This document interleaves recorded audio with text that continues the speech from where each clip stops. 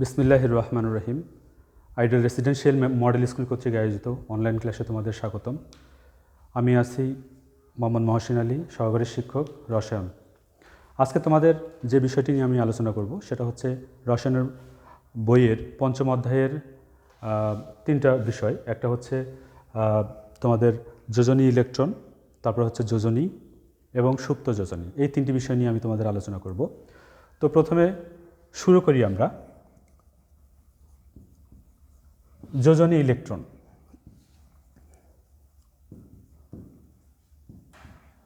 যোজনী ইলেকট্রন প্রথমে আমাদের জানতে হবে যোজনী ইলেকট্রন কী। যোজনী ইলেকট্রনের সংজ্ঞাটা যদি আমরা দেখি, যে কোনো মৌলের ইলেকট্রন বিন্যাসের সর্বশেষ শক্তি স্তরের ইলেকট্রন সংখ্যাই হচ্ছে ওই মৌলের যোজনী। আমরা যদি লিথিয়ামের ইলেকট্রন বিন্যাস করি, তাহলে আমরা দেখব যে লিথিয়ামের পারমাণবিক সংখ্যা হচ্ছে 3, অর্থাৎ প্রথম শক্তি স্তরে 2টা ইলেকট্রন এবং শেষ শক্তি স্তরে 1টা ইলেকট্রন। তো শেষ শক্তি স্তরে 1টা ইলেকট্রন আছে, সুতরাং এই একই হচ্ছে লিথিয়ামের যোজনী ইলেকট্রন। আবার যদি কার্বন দেখি, আমরা কার্বনের পারমাণবিক সংখ্যা হচ্ছে 6। তো প্রথম শক্তি স্তরে 2টা ইলেকট্রন, দ্বিতীয় শক্তি স্তরে 4টা ইলেকট্রন। তো এই চারই হচ্ছে কার্বনের যোজ্যতা ইলেকট্রন। তো যোজ্যতা ইলেকট্রন মূলত কোনো মৌলের সর্বশেষ শক্তি স্তরের ইলেকট্রন সংখ্যাই হচ্ছে যোজ্যতা ইলেকট্রন। আশা করি তোমরা বুঝতে পেরেছ। এরপরে আমরা দেখি যোজনী।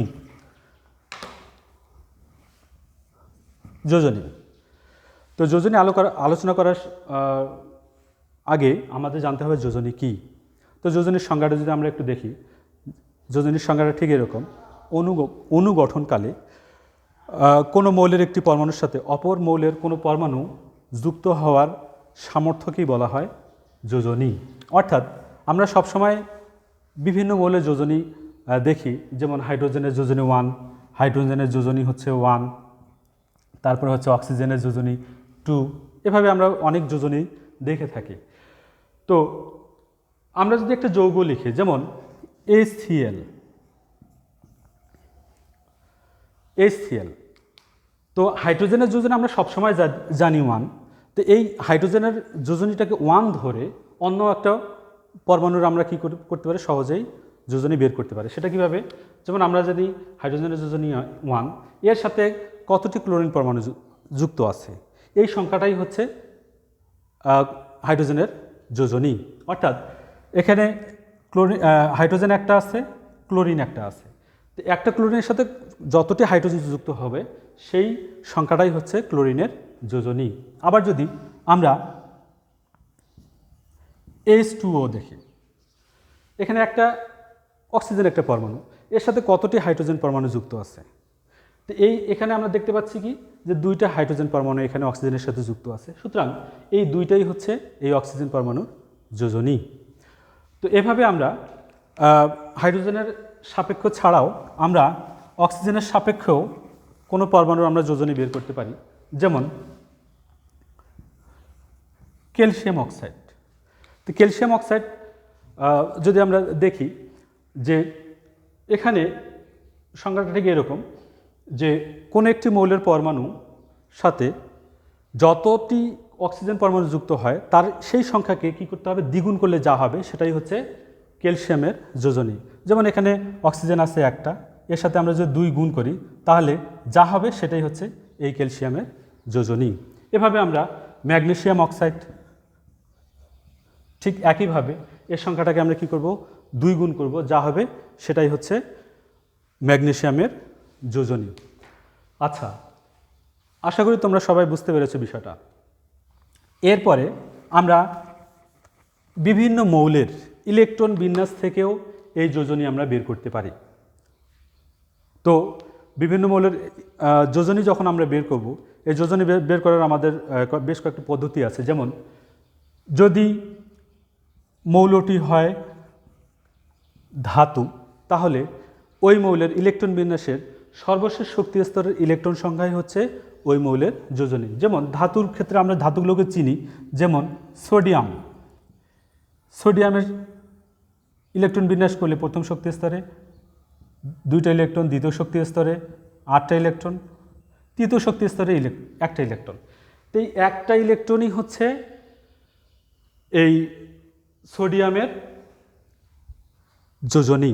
অর্থাৎ আমরা যদি একটু এর আগেও আমরা দেখেছি যে যোজনী ইলেকট্রন, অর্থাৎ ধাতুগুলোর ক্ষেত্রে যোজনী এবং যোজনী ইলেকট্রন কিন্তু একই হয়।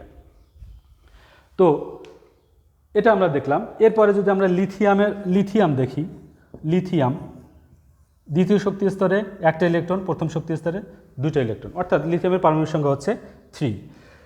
তো এর সর্বশেষ শক্তি স্তরে 1টা ইলেকট্রন আছে, সেই একই হচ্ছে ওই লিথিয়ামের যোজনী। তো এই ক্ষেত্রে আমরা জানলাম যে আসলে ধাতু যদি হয় তাহলে ওই ধাতুর সর্বশেষ শক্তি স্তরের ইলেকট্রন সংখ্যাই হচ্ছে ওই ধাতুর যোজনী।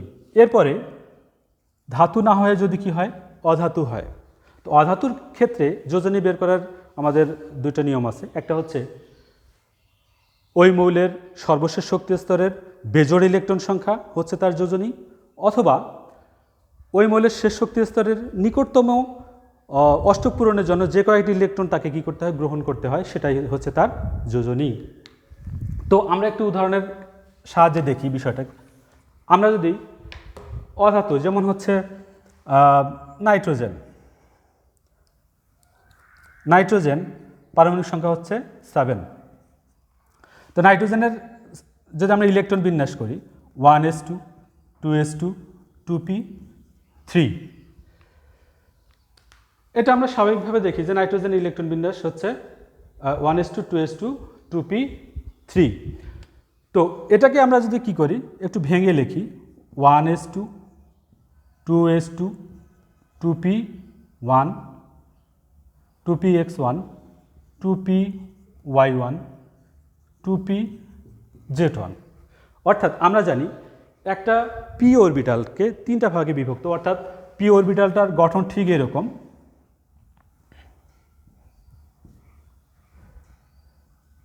এটা হচ্ছে টোটাল পি, এটা হচ্ছে পিএক্স, এটা হচ্ছে পিওয়াই, এটা হচ্ছে পিজেড।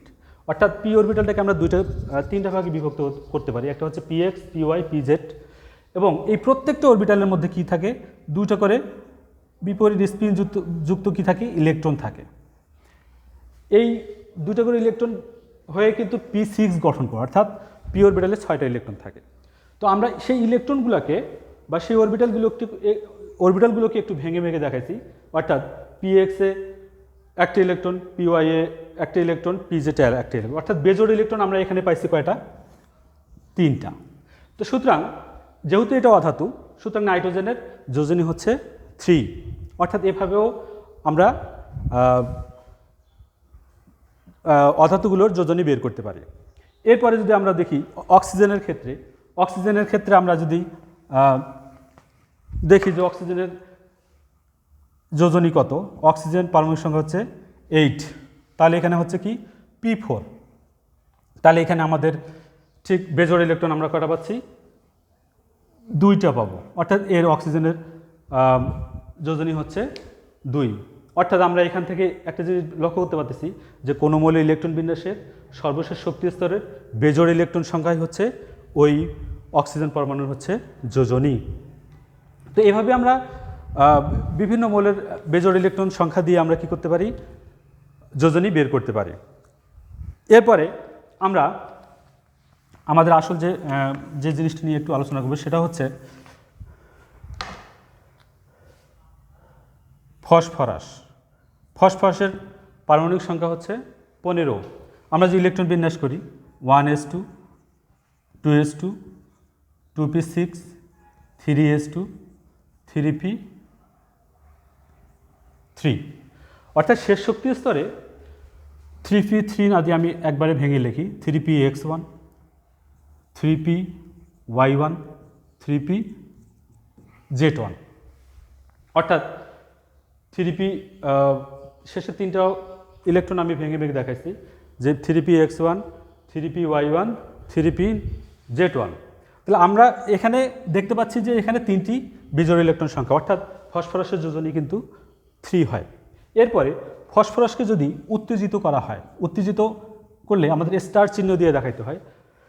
উত্তেজিত করলে কি হবে, শেষ শক্তি স্তর অর্থাৎ এই 3 নম্বর শক্তি স্তরের এসের অরবিটালটা ভেঙে যাবে। তাহলে কি হবে, 1s2 2s2 2p6 3s1 3px1 3py1 3pz1 3dxy দিয়ে এখানে একটা ইলেকট্রন, অর্থাৎ আমাদের কি হবে, এই এসের ডাবল ইলেকট্রনটা ভেঙে একটা, যেহেতু 3 নম্বর শক্তি স্তরে ডি অরবিটাল আছে, সুতরাং এই এসের একটা ইলেকট্রন ভেঙে 3dxy অরবিটালে গমন করবে। তো এক্ষেত্রে আমরা এখানে বিজোড় ইলেকট্রন কিন্তু কয়টা পাচ্ছি, টোটাল 5টা পাচ্ছি। এই জন্য ফসফরাসের যোজনী কী হয়, সাধারণত 3r5 হয়। ঠিক একইভাবে আমরা সালফারের ইলেকট্রন বিন্যাসও এভাবে বের করতে পারি, অর্থাৎ সালফারের যোজনী আমাদের হয় কি 2 4 6। এভাবে আমরা সালফারের ইলেকট্রন বিন্যাস যদি একটু দেখি, সালফার 16, তাহলে 16 হলে এখানে কি হবে, স্বাভাবিকভাবে আমরা এখানে কত পাবো, 2টা বেজোড় ইলেকট্রন পাচ্ছি। তাহলে এই 2টা বেজোড় ইলেকট্রন, অর্থাৎ এখানে 2টাই হচ্ছে সালফারের যোজনী। এরপরে সালফারকে যদি আমরা উত্তেজিত করি, তাহলে উত্তেজিত করলে আমাদের এখানে পাবো আমরা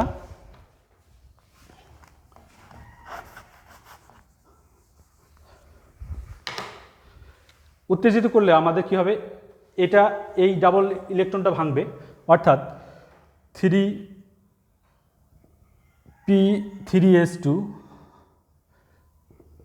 তাহলে 3px1 3py1 3pz1 আর 3dxy1, অর্থাৎ এখানে আমরা পাচ্ছি 1 2 3 4টা ইলেকট্রন। এরপরে সালফারকে যদি আবার উত্তেজিত করা যায়, তাহলে এই ডাবল ইলেকট্রনটা ভাঙবে, অর্থাৎ এই ডাবল ইলেকট্রনটা ভেঙে সিঙ্গেল হয়ে যাবে, অর্থাৎ 1s2 2s2 2p6 3s1 3px1 3py1 3pz1 3dxy1 আর 3dyz1। অর্থাৎ এখানে আমরা 6টা ইলেকট্রন, বেজোড় ইলেকট্রন 6টা পাচ্ছি, অর্থাৎ 1 2 3 4 5 6। সেক্ষেত্রে এখানে হচ্ছে সালফারের যোজনী হচ্ছে 6, আর এখানে ছিল 4। তাহলে আমরা এই বেজোড় ইলেকট্রন দেখে আমরা সালফারের 3টা যোজনী বের করতে পারছি, অর্থাৎ সালফার 2 4 6। এভাবে কিন্তু সালফারের যোজনী 2 4 এবং 6 হয়। এখান থেকে বিভিন্ন ধরনের প্রশ্ন হতে পারে যে ফসফরাস একাধিক যোজনী প্রদর্শন করে কেন, বা সালফার পরিবর্তনশীল যোজনী প্রদর্শন করে কেন, এরকমভাবে প্রশ্ন তোমাদের হতে পারে। তো যদি এরকম প্রশ্ন হয়, তাহলে কিন্তু এভাবে ইলেকট্রন বিন্যাস দেখা দিয়ে তোমাদের বের করতে হবে, অর্থাৎ বিজোড় ইলেকট্রন সংখ্যা বের করে দেখাইতে হবে। আমি আরেকটা জিনিস একটু তুলে ধরি, যে আমি বলছিলাম যে যদি অধাতু হয়, তাহলে তার ইলেকট্রন বিন্যাসের সর্বশেষ শক্তি স্তরের অষ্টক পূরণ করতে যে কয়েকটা ইলেকট্রন প্রয়োজন, সেটাই হচ্ছে তার যোজনী। এখন আমরা যদি সালফারের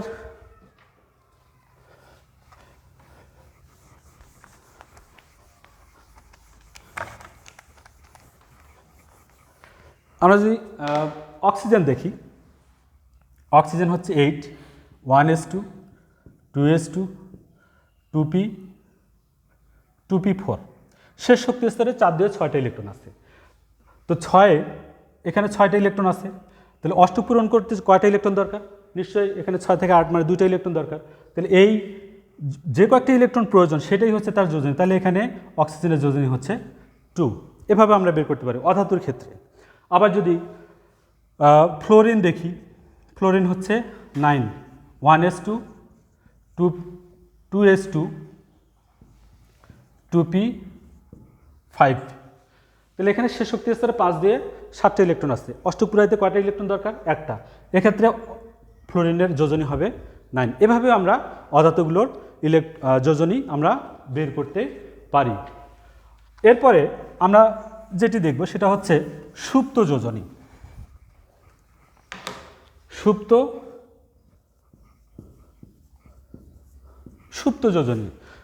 যোজনী হচ্ছে কোনো মৌলের সর্বোচ্চ যোজনী থেকে সক্রিয় যোজনী বাদ দিলে যেটা পাওয়া যায় সেটা হচ্ছে সুপ্ত যোজনী। যেমন FeCl3, এখানে আয়রনের যোজনী কত? 3, এখানে ক্লোরিনের যোজনী কত? 1। তাহলে আমরা যদি আমাদের প্রশ্নটা ঠিক এরকম থাকবে যে FeCl3 যৌগে Fe এর সুপ্ত যোজনী কত?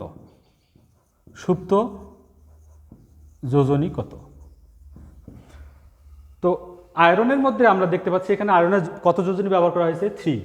অর্থাৎ আমাদের সূত্রটা হচ্ছে যে সুপ্ত যোজনী সমান সর্বোচ্চ যোজনী বিয়োগ সক্রিয় যোজনী। তাহলে আয়রনের সর্বোচ্চ যোজনী আমরা জানি আয়রনের যোজনী 2 আর 3 হয়, অর্থাৎ আয়রনের সর্বোচ্চ যোজনী 3, এবং সক্রিয় যোজনী বলতে এই যৌগে কত ব্যবহার করা হয়েছে সেটাই হচ্ছে তার সক্রিয় যোজনী। তাহলে এখানে 3 ব্যবহার করা হয়েছে, তাহলে 3 - 3 অর্থাৎ 0। অর্থাৎ FeCl3 যৌগে আয়রনের সুপ্ত যোজনী হচ্ছে 0। এভাবে আমরা আরও বিভিন্ন যৌগের সুপ্ত যোজনী বের করতে পারি। যেমন SO2 যৌগে S এর সুপ্ত যোজনী কত হবে? তাহলে আমরা এখানে দেখতেই পাচ্ছি যে সালফারের এখানে কত যোজনী ব্যবহার করা হয়েছে? 4। তাহলে আমরা এখানে 4, তাহলে আমরা এর সুপ্ত যোজনী দেখি। সালফার ডাইঅক্সাইড যৌগ, অর্থাৎ সালফারের সর্বোচ্চ যোজনী আমরা একটু আগে দেখলাম যে সালফারের সর্বোচ্চ যোজনী কি হয়? 6 হয়। তাহলে সেখান থেকে 4 বিয়োগ করলে, অর্থাৎ সক্রিয় যোজনীটা বাদ দিলে আমাদের কি পাওয়া যাবে? সুপ্ত যোজনী পাওয়া যাবে। তাহলে আমরা সালফারের সর্বোচ্চ যোজনী 6 বিয়োগ এই যৌগে সক্রিয় যোজনী ব্যবহার করা হয়েছে, সুতরাং এখানে সালফার ডাইঅক্সাইডের সুপ্ত যোজনী পাওয়া যাবে আমাদের 2। তো আমার মনে হয় তোমরা বিষয়টা বুঝতে পেরেছো। ঠিক আছে, ধন্যবাদ। আসসালামু আলাইকুম।